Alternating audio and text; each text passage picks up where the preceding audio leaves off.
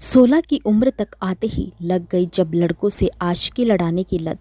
तब कई आशिकों से करती रही फ़ोन पर अश्लील बातें। उसके बाद जो हुआ वो तो बहुत ही शर्मनाक घटना थी। जब माँ बाप को पता चला बेटी की इन हरकतों के बारे में तो लड़की ने कह दिया कर लो जो करना है। हालांकि माँ बाप लाख समझाते रहे घर की इज्जत मत उछालो, समाज में बदनामी होगी, लोग रहना दुर्भर कर देंगे, लेकिन लड़की नहीं मानी। इसके बाद एक दिन जब माँ दोपहर में छत पर गई तो उन्होंने जो देखा उसे देखकर उसके पैरों के तले की जमीन खिसक गई। आखिर क्या देख लिया था माँ ने छत पर ऐसा जिससे आसपास का पूरा इलाका सहम गया। तो दोस्तों, इस घटना की शुरुआत होती है मध्य प्रदेश के एक गांव टीकमगढ़ से। इसी टीकमगढ़ में रहने वाले एक शख्स जिसका नाम होता है गंगाराम, यह कहानी इसी गंगाराम और उसके परिवार की है। गंगाराम की शादी एक शोभा नाम की महिला से होती है। शोभा की पहले भी एक शादी हो चुकी थी और उसी शादी से उसकी एक बेटी भी थी जिसका नाम होता है नीतू। हालांकि उसका पति मर चुका था।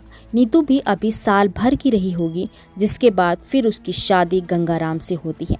गंगाराम ने दिल से पत्नी और बेटी को अपना लिया था, स्वीकार कर लिया था। शादी के बाद तीनों हंसी खुशी परिवार में रहने लगते हैं। घर में गंगाराम की माँ और पिताजी भी मौजूद थे। वक्त बीता, जब नीतू 4 साल की हुई तो वहीं स्कूल में दाखिला करा दिया गया। हालांकि इसी दौरान गंगाराम के पास आने के बाद गंगाराम और शोभा के भी 2 बच्चे हुए, एक बेटा और एक बेटी। बेटी का नाम होता है आस्था और बेटे का नाम होता है ऋतिक। ऋतिक और आस्था में 1 साल का फर्क होता है। अब परिवार बढ़ चुका था और खर्चे भी। हालांकि जब तक बच्चे छोटे थे तब तक तो किसी तरह गुजारा हो जाता था, पर जब आस्था और ऋतिक भी स्कूल जाने लायक हो गए तब धन की तंगी आड़े आई। अब गंगाराम के पास कोई रोजगार नहीं था जिससे अब वह परिवार को चला पाता, जिसके चलते शोभा को लगा कि इस टीकमगढ़ में तो ना तो कोई रोजगार है और ना ही कोई व्यवसाय, तो इस टीकमगढ़ में रहने का कोई फायदा नहीं है। हम लोग कहीं ऐसी जगह जाते हैं जहाँ पर कोई काम धंधा भी किया जा सके, 4 पैसे कमाए जा सके, परिवार को पाला जा सके, बच्चों के भविष्य को सुधारा जा सके। गंगाराम की पहचान का कोई हरियाणा में रहता था।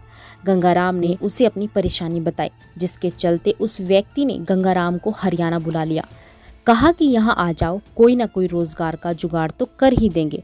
अब इसके बाद गंगाराम और शोभा अपने टीकमगढ़ को छोड़कर वहाँ पहुँच जाते हैं हरियाणा। और हरियाणा में एक ऐसी जगह होती है सोनीपत, और इसी सोनीपत में थाना लगता है राय थाना। और यहीं के गांव में गंगाराम और शोभा और उनके दोनों बच्चे आस्था और ऋतिक, ये 4 लोग रहने लगते हैं। अब जो उनकी बड़ी बेटी थी जिसका नाम नीतू था, जिसकी उम्र यही लगभग 8 से 9 साल की थी, उसे वहीं गांव में ही दादा दादी के पास छोड़ देते हैं और कहते हैं कि तुम यहीं दादी दादा की सेवा करो, तुम बड़ी हो, समझदार हो, परिवार वालों के साथ रहो, जब वहाँ सब कुछ सही हो जाएगा तब हम तुम्हें यहाँ से ले जाएंगे। गंगाराम यहीं से पैसे भिजवा दिया करता था ताकि नीतू की पढ़ाई और घर का खर्च चलता रहे। इधर गंगाराम और शोभा गांव में रहने लगते हैं और साथ ही साथ कुछ काम भी ढूंढने लगते हैं। गंगाराम राजमिस्त्री का काम करने लग जाता है और इधर पत्नी शोभा के पास भी काफी समय बच जाता है, जिसके चलते वह भी पति के साथ मजदूरी करने लग जाती है। इस तरह परिवार की अब थोड़ी आमदनी बढ़ जाती है और बच्चों का लालन पालन भी अच्छे से होने लगता है। महीने में एक बार गंगाराम नीतू के पास जाया करते थे और साल में तो सभी लोग नीतू के पास मिलकर आते थे। धीरे धीरे वक्त गुजरता है। साल 2016 में यह लोग हरियाणा आए थे और अब 2023 आ जाता है, यानी इन्हें यहाँ आए 7 साल हो चुके थे। यह लोग यहाँ अच्छे से सेट हो चुके थे और उनके आसपास के लोग भी अच्छे से उन्हें पहचानने लगे थे। इधर अब गंगाराम और शोभा ने नीतू को अपने पास बुलाने का मन बना लिया था। जो बेटी इतने सालों से माँ बाप से दूर रह रही थी वो अब अपने माँ बाप के पास आने वाली थी। इधर नीतू भी अब 16 साल की हो चुकी थी, जवान हो चुकी थी, उसकी 11वीं की पढ़ाई पूरी हो चुकी थी। गंगाराम अपनी बेटी नीतू को टीकमगढ़ से यहाँ राय थाने के इसी गांव में लेकर आ जाते हैं। नीतू का दाखिला यहीं स्कूल में 12वीं क्लास में करवा दिया जाता है और अब सुबह का नाश्ता बनाने के बाद वह स्कूल चली जाती थी और दोपहर तक स्कूल से छुट्टी हो जाने के बाद आ जाती थी और स्कूल से आने के बाद घर पर खाना भी बनाती थी। अब सारे लोग बहुत अच्छे से खुशहाल तरीके से जीने लगते हैं। एक दिन रात को गंगाराम के घर से कुछ लड़ाई झगड़े की आवाज़ आती है। जिसे पड़ोसी भी सुन लेते हैं। रात गुजरने के बाद रोज की तरह सुबह का नाश्ता कर गंगाराम और शोभा अपने काम पर निकल जाते हैं।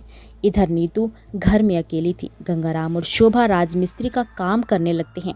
राजमिस्त्री का काम करने के बाद शोभा अपने पति से कहती है कि अब मेरा काम यहाँ पर ख़त्म हो चुका है, अब मुझे पैसे दे दो जिससे मैं बाज़ार से जाकर नीतू के लिए कुछ किताबें खरीद लाऊं। गंगाराम कहता है ठीक है जाओ, लेकिन दोपहर तक आ जाना। जब शोभा घर पर जाती है और कमरे में देखती है दोनों बच्चे तो घर पर हैं, लेकिन नीतू गायब है। इसके बाद वह छत पर जाती है और छत पे जो देखती है उसे देखकर ना चाहते हुए भी उसके मुंह से चीख निकल जाती है। शोभा की चीख सुनने के बाद जो मकान मालिक होता है वह भी फौरन छत पर जाता है और वह भी वहाँ का जो नज़ारा था उसको देखकर दंग रह जाता है। आसपास के पड़ोसी भी घर पर इकट्ठा होना शुरू हो जाते हैं। दरअसल जो नीतू थी वो छत पर बेहोश पड़ी थी और काफ़ी आपत्तिजनक स्थिति में भी थी। अब सारे लोग उसे उठाते हैं और उठाने के बाद हॉस्पिटल लेकर जाते हैं। हॉस्पिटल जाने के बाद डॉक्टर कहते हैं यह मर चुकी है। यह बात जैसे शोभा सुनती है वह फूट फूट कर रोने लगती है। उसे कुछ समझ में नहीं आ रहा था कि अच्छी भली लड़की अचानक से कैसे मर गई। इधर जो गंगाराम राजमिस्त्री का काम कर रहा था वह भी भागा भागा हॉस्पिटल पहुंचता है। जैसे ही वह यह सब कुछ देखता है सुनता है तो वह भी रोने लगता है। यहाँ पर गंगाराम और शोभा दोनों फूट फूट कर रो रहे थे। इसी बीच कोई पुलिस को फ़ोन कर देता है। अब जो राय थाना के जो पुलिस वाले थे वह भी मौके पर पहुँच जाते हैं। पुलिस वहां पहुंचने के बाद डॉक्टर से पूछती है कि आखिर क्या मामला है, तो डॉक्टर जवाब देते हैं कि हमारे पास इस लड़की को लाया गया है और बताया गया है कि यह बेहोश होकर गिर गई थी और जब हमने चेक किया तो पता चला कि यह तो मर चुकी है। सभी पुलिस वाले लड़की के माता पिता से पूछताछ करने की कोशिश करते हैं, लेकिन ना तो माँ उस हाल में थी कि वह कुछ बोल सके और ना ही पिता उस हाल में था कि कुछ बता सके। दोनों दहाड़े मार मार कर रो रहे थे। आसपास के लोग उन्हें जैसे तैसे करके हिम्मत दे रहे थे, लेकिन जिसके घर की बिटिया गई हो अब क्या ही करे। अब पुलिस वाले उनसे पूछने की कोशिश तो करते हैं और कहते हैं या तो आप लोग मुझे बताइए या तो फिर हम अपनी तरफ से कार्यवाही करें। कार्यवाही का मतलब यह हुआ कि या तो लड़की के साथ किसी ने कुछ गलत किया है तो हम उसके ऊपर एक्शन लें और अगर किसी ने उसका कत्ल किया है तो हमें जानकारी दी जाए, हम उसके ऊपर कार्यवाही करेंगे। अब पुलिस वाले यह बात बोलते हैं तो गंगाराम और शोभा कहते हैं कि हमें कोई कार्यवाही नहीं करवानी है। जिसको जाना था वो जा चुका है, बीमारी से या फिर किसी और वजह से। हमें इसकी कोई कंप्लेंट नहीं करवानी है। हम नहीं चाहते कि हम अपनी बेटी की वजह से बार बार थाने में चक्कर लगाएं। हम गरीब लोग हैं, इधर हम मेहनत मजदूरी करते हैं और हमारे पास इतना वक्त नहीं होता। अगर हम बार बार थाने के ही चक्कर लगाएंगे तो हमारे 2 बच्चे हैं, उनका क्या होगा, उनकी रोजी रोटी का इंतज़ाम कैसे होगा। अब पुलिस वाले भी चुप हो जाते हैं। उनको लगता है कि गंगाराम और शोभा ठीक कह रहे हैं। पुलिस वाले गंगाराम से कहते हैं कि अगर आपको कोई कार्यवाही नहीं करवानी है तो आप हमें लिखित में दे दीजिए कि हमें किसी प्रकार की कोई पुलिस कार्यवाही नहीं चाहिए और हमें इस लाश का भी पोस्टमार्टम नहीं करवाना है। गंगाराम और शोभा बाकायदा लिखित रूप में देते हैं कि हमें कोई भी कार्यवाही नहीं करवानी है। सारी फॉर्मेलिटीज़ पूरी हो चुकी हैं लगभग। इसी दौरान वहाँ का जो डॉक्टर होता है उसे उस लाश को देखकर ऐसा लगता है कि शायद इस लड़की का मर्डर हुआ है और मर्डर से पहले इस लड़की का रेप भी हुआ है। डॉक्टर बॉडी की हालत से यह अंदेशा लगा लेता है कि यह काफ़ी देर पहले ही मर चुकी है। अब डॉक्टर को जैसे ही इस बात का शक हुआ तो डॉक्टर ने यह बात पुलिस को बताई। पुलिस भी यह बात समझ चुकी थी कि मामला जितना सिंपल दिख रहा है इतना सिंपल है नहीं। डॉक्टर पुलिस वालों से कहते हैं कि यह मामला एक मर्डर का है और मुझे अपने तजुर्बे से लगता है कि इस लड़की का रेप भी हुआ है, क्योंकि लड़की के कपड़े भी अस्त व्यस्त हैं। इतने में मीडिया भी वहाँ पहुँच जाती है। मीडिया बाकायदा पूरी लाइव कवरेज देने लग जाती हैं, अलग अलग बातें अलग अलग तरीके से बताने लग जाती हैं। इधर अब मामला टीवी चैनल के माध्यम से हाई रैंक अधिकारियों तक पहुँचता है। अब पुलिस भी इस केस से पीछे नहीं हट सकती थी। उन पर अब प्रेशर बन चुका था कि जल्द से जल्द कातिल का पता लगाया जाए, जिसके चलते पुलिस वाले एक्शन में आते हैं और कहते हैं परिवार वाले चाहे कितना भी लिखित में दे, चाहे कितनी भी कार्रवाई से मना करें, लेकिन हमें इस लाश को अब अपने कब्जे में लेना होगा और इस पर कार्यवाही करनी होगी। पुलिस वाले लाश का पोस्टमार्टम करवाते हैं। पोस्टमार्टम में रेप का तो नहीं लेकिन मर्डर की पुष्टि हो जाती है। पोस्टमार्टम में यह क्लियर हो जाता है कि लड़की का गला दबाकर हत्या की गई है। अब यह मामला जब मर्डर तक पहुंचा तब परिवार वालों से पूछताछ की गई। जब परिवार वालों से पूछताछ शुरू की गई तो परिवार वाले पहले तो कोई जवाब नहीं दे पाते। उन्होंने कहा कि हमें किसी पर डाउट नहीं है और ना ही हमारी किसी के साथ कोई दुश्मनी है। इसके बाद जब पुलिस वाले मकान मालिक से पूछताछ करते हैं तो मकान मालिक बताता है, इस घर के अंदर बाहर से कोई भी नहीं आया, हाँ बस घर वालों ने ही आना जाना किया है और कई दिनों से इनके घर से कुछ लड़ने झगड़ने की आवाज़ें भी सुनाई देती थी। अब क्योंकि मकान मालिक ने यह बयान दिया था तो पुलिस वालों को पूरी तरह से घर वालों पर शक होने लग गया। तमाम गवाहों और शक की बुनियाद पर पुलिस वाले अब यह सोचते हैं कि परिवार वालों से हमें दूसरे तरीके से पूछताछ करनी होगी। पुलिस खासकर गंगाराम और शोभा से दूसरे तरीके से पूछताछ शुरू कर देते हैं। तब यह लोग फूट फूट कर रोने लगते हैं और अपना गुनाह कबूल कर लेते हैं, जिसके बाद यह दोनों पुलिस वालों के सामने वह सच्चाई बयां करते हैं जिसे सुनकर पुलिस वालों के होश उड़ जाते हैं। यह घटना तब शुरू हुई थी जब नीतू 14 साल की थी। उस समय वह अपने माता पिता से कोसों दूर दादा दादी के पास रह रही थी। अब दादा दादी भी इतना क्या ही जाने कि बच्ची क्या गुल खिला रही है। नीतू के पास एक मोबाइल था जिससे वह चोरी चुपके लड़कों से बातें किया करती थी। इसके अलावा वह मोहल्ले में अक्सर लड़कों से बातें करते देखी गई है। इसके बाद साल 2023 में नीतू को यहाँ सोनीपत में लाया गया। यहाँ भी नीतू अपने प्रेम प्रसंग को जारी रखती है और चुपचाप फ़ोन पर अश्लील बातें करती रहती हैं, क्योंकि गंगाराम और शोभा दोनों काम के चक्कर में दिन भर घर से बाहर रहते थे, इसलिए वह बेफिक्र होकर आराम से घर पर लड़कों से बातें करती रहती थी। अचानक से एक दिन नीतू की माँ देखती है कि वह फ़ोन पे किसी से बातें कर रही है। उसके पास मोबाइल भी है। अपनी माँ को अचानक से सामने देखकर नीतू फ़ौरन ही मोबाइल को छुपा लेती है। माँ बड़ी ही गुस्से में थी। माँ अपनी बिटिया को बहुत गुस्सा कर रही थी और तरह तरह से समझाती भी है कि बिटिया तुम्हारी उम्र यह सब करने की नहीं है। वह उसे अपनी कसम भी देती है कि वह दोबारा आइंदा ऐसा नहीं करेगी। नीतू भी कहती है, ठीक है माँ, आप जैसा कहेंगी वैसा ही होगा। अब जैसे ही वक्त गुजरता है एक बार फिर से शोभा देखती है कि नीतू किसी से बात कर रही है। इस बार कोई और लड़का है, मानो नीतू को लड़कों से बात करने की लत लग गई हो। शोभा फिर नीतू को बहुत मारती है और समझाती भी है, लेकिन यह घटनाएं बार बार होने लगती हैं।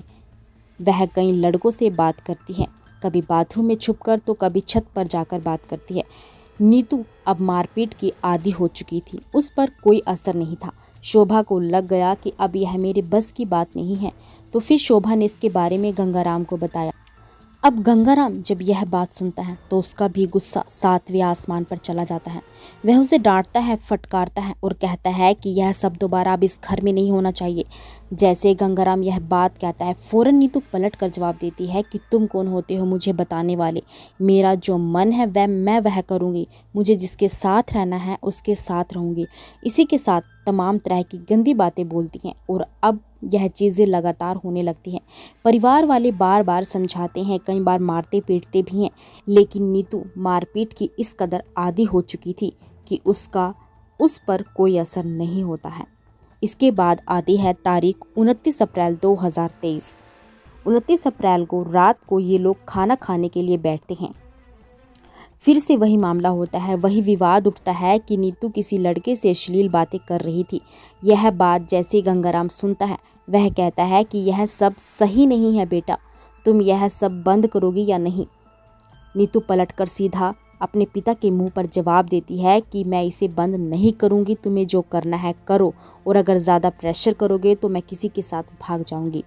उसके बाद वह खाने से उठकर अपने कमरे में चली जाती है और अंदर से जाकर कमरा बंद कर लेती है।